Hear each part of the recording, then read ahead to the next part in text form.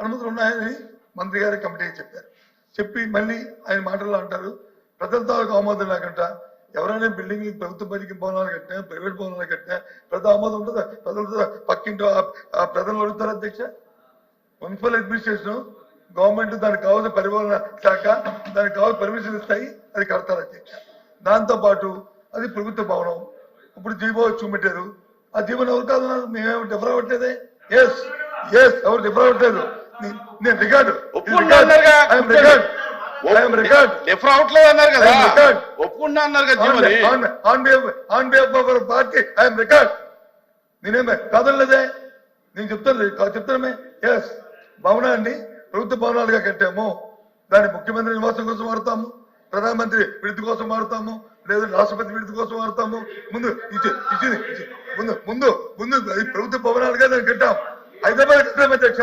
Hyderabad public building తీసి హైదరాబాద్ లో వచ్చి ప్రగతి భవనం కట్టాం.